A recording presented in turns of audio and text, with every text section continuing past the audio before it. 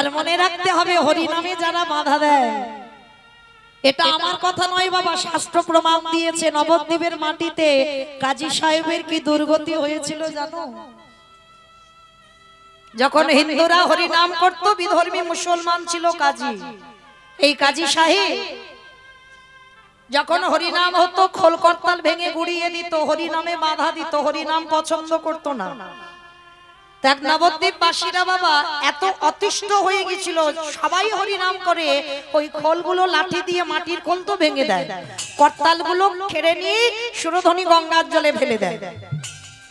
তো নবদ্বীপবাসীরা একদিন ছুটে গিয়ে নিমাইয়ের কাছে নালিশ জানালো, নিমাই তুমি দেখতে পাচ্ছ আমরা তো কারোর ক্ষতি করিনি, মঙ্গল বই কারোর ক্ষতি চাইনি, তাহলে হরিনাম করব, কারোর তো ব্যাঘাত হচ্ছে না, কারোর বাড়িতে গিয়ে করছি না, তাহলে কিসের জন্য ওই কাজী এসে আমাদের খোল করতাল ভেঙে দিচ্ছে, হরিনামে বাধা দিচ্ছে?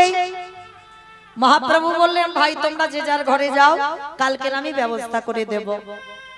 তো কাজী সাহেব কি করেছে, সকালবেলা খোল করতাল ভেঙে দিয়ে বাবা রাত্রিবেলা বাড়িতে গিয়ে ঘুমিয়েছে। আর ভগবান কি করেছে, দেহটা মানুষ আর মুখটা পশুর মতো। আমার কোন ঠাকুর গো? নরসিংহদেব, নৃসিংহদেব।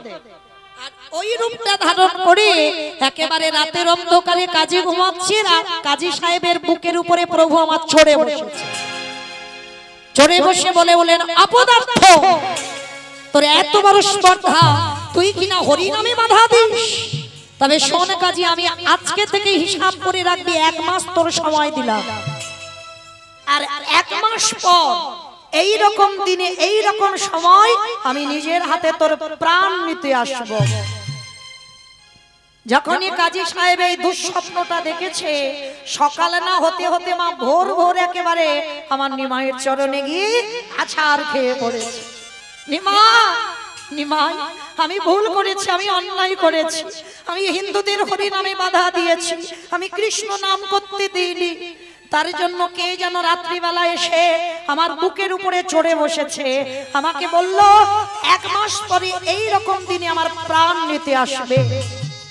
নিমাই, আমি কথা দিলাম আজকে থেকে আমি হরি নামে বাধা দেব না, আজকে থেকে আমি কথা দিলাম আমিও তোমার সঙ্গে হরি নামে যোগ দেব।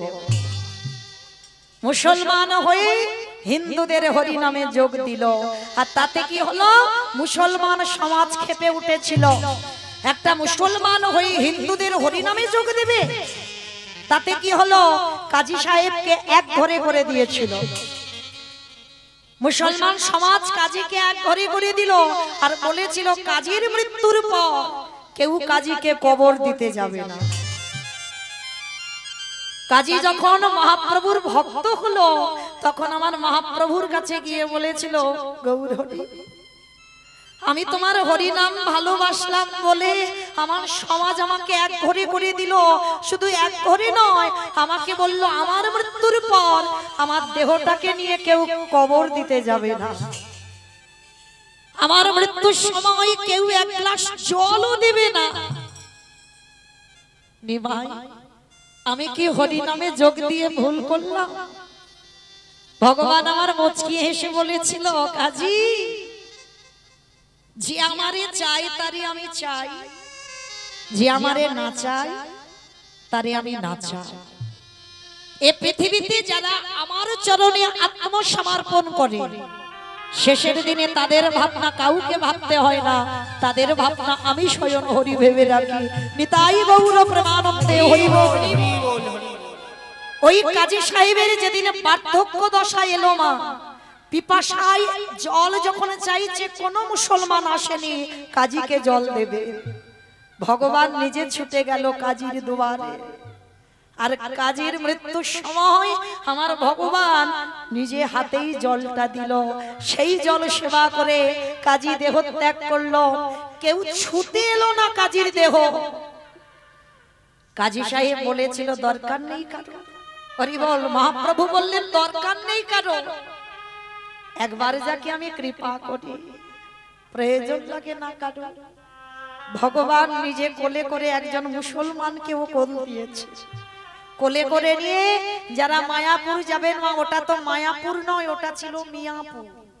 এই গোটা কাজী সাহেবের সম্পত্তি মায়াপুরটা। আমরা হিন্দু সমাজ কেমন শুনতে লাগবে ওই জন্যটা মায়াপুর করেছি, কিন্তু আদৌ মায়াপুর নয়, ওটা ছিল মিয়াপুর। কারণ কাজী সাহেবের নাম ছিল মিয়া সাহেব। আমরা হিন্দু সমাজ ওটাকে করেছে মায়াপুর। আর ওই কাজীর মৃত্যুর পর দেখবেন বাবা যারা মায়াপুরে গেছেন, বাবা কতজন মায়াপুর গেছেন একবার হাতটা তোলেন। বাহ, অনেক ভক্ত গেছেন। তো যারা যারা মায়াপুর গেছেন, মায়াপুরে ঢুকতে আগে স্টপেজ আছে যে জায়গাটার নাম হচ্ছে বামন পুকুর। ওই বামন পুকুরে একেবারে রাস্তার পাশে, কোনো দূরে যেতে হবে না, কোথাও হাঁটতেও হবে না, একেবারে রাস্তার পাশে আছে কাজীর সমাধি। দেখেছেন কাজীর সমাধি? না দেখা হয়নি, দেখেছেন? বাহ, যারা দেখেছেন তারা অবশ্যই করে জানবেন ওটা আমার মহাপ্রভু নিজের হাতে কাজীকে সমাধি দিয়েছিল, কবর দিয়েছিল। আর কাজী সাহেবের একটা আক্ষেপ ছিল, নিমাই হিন্দুদের হরিনামে বাধা দিলা, কিন্তু পরক্ষণে তুমি হরিনামে যোগ দিয়েছিলা, জানি না কোন অপরাধের জন্য আমার সমাজ আমার কাছ থেকে চলে গেল। জানিস নিমাই, আমার মৃত্যুর পর আমার কবরের উপরে কেউ একটা ফুলও দেবে না। মহাপ্রভু বলছে, দেখো কাজী, তোমার কবরের উপরে হয়তো তোমার মৃত্যু দিনটা স্মরণ করে কেউ একটা ফুল দিয়ে যেত, কিন্তু আমি এমন কাজ করে যাব, শুধু একটা দিন নয়, তোমার মৃত্যু বার্ষিকী নয়, আমি এমন কাজ করে যাব, যতদিন এই পৃথিবী থাকবে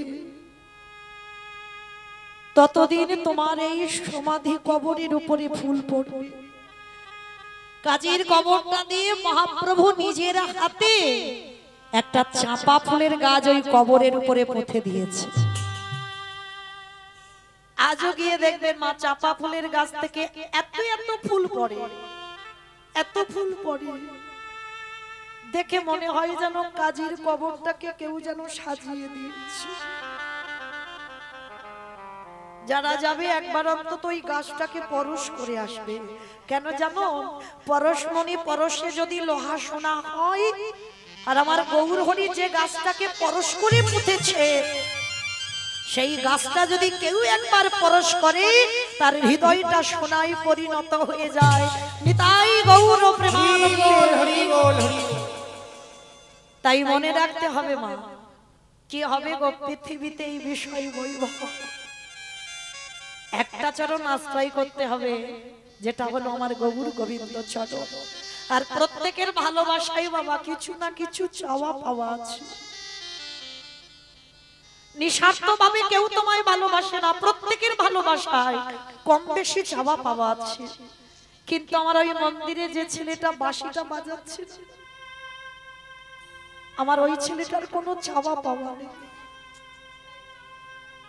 নিঃস্বার্থভাবে ভক্তকে ভালোবাসে। আর ওই ছেলেটা একটু লক্ষ্য করেন বাবা, আমাদের আসবার আগে আমাদের কথা ভেবে রেখেছে। কি মা ভেবে রাখেনি? আমাদের আসবার আগে আপনারা আমরা বলবো কেন মৌমিতা, আমি জন্মের আগে আমার মা তো আমার কথা ভেবে রেখেছিল, কারণ আমি জন্ম নিয়েছি, মার কোলে বসেছি, মার স্তনদুগ্ধ পান করেছি, বলি না? তোমার মা তোমার জন্য ভাবে, তাহলে ভেবেছিল কি একদিনের একটা বাচ্চা জন্ম নিয়ে কি খাবে? এখানে আমরা যারা মা হয়েছি তারাই বুঝতে পারবো ভালো, যারা মা হয়নি মা তারা বলতে পারবে না, বুঝতে পারবে না, অনুভব করতে পারবে না। সন্তান মাতৃগর্ভে 5 মাস বয়স হয়, তখন মাতৃস্তনে দুগ্ধ আসে। বলো তো মা কি নিজে নিজে তৈরি করলো? না। তাহলে কি গ্রাম প্রতিবেশী আত্মীয় স্বজন বন্ধু বান্ধব দিয়ে গেল যে বাচ্চাটা হবে হলেই স্তনদুগ্ধ খাবে? না। তাহলে দিল কে? বিশ্বের স্রষ্টা মালিক ভগবান। তাহলে কত দয়ালু একটু অনুভব করে দেখেন, আমাদের জন্মাবার আগে যে আমাদের কথা ভেবেছে। আমরা পৃথিবীতে জন্ম নিয়ে কি খাবো, স্তনদুগ্ধটা কিভাবে তৈরি হবে, আজ পর্যন্ত কোনো বৈজ্ঞানিক করেনি মা। কতটুকু লবণ, কতটুকু টক, কতটুকু তিতো, কতটুকু ঝাল, কতটুকু গরম, কতটুকু ঠান্ডা দিলে একটা স্তনদুগ্ধ তৈরি হয়, আজ পর্যন্ত কোনো বৈজ্ঞানিক ভাবেনি।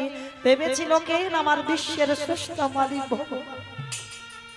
তাহলে আমাদের আসবার আগে যে আমাদের কথা ভাবে, তার মতো দিনের দয়ালে দীনবন্ধু আর কি কেউ আছে? তাহলে আমরা কি পারি না মা বছর অন্তর একবার তার কথা ভাবতে? বছর অন্তর সারা বছর সংসার করি, কিন্তু বছরের মধ্যে একটা দিন যেন এই কীর্তনটা বজায় থাকে। এইটুকু আপনাদের গোটা গ্রামবাসীর কাছে আমার প্রার্থনা। নিতাই গৌর প্রেমানন্দে হরি বল, হরি বল।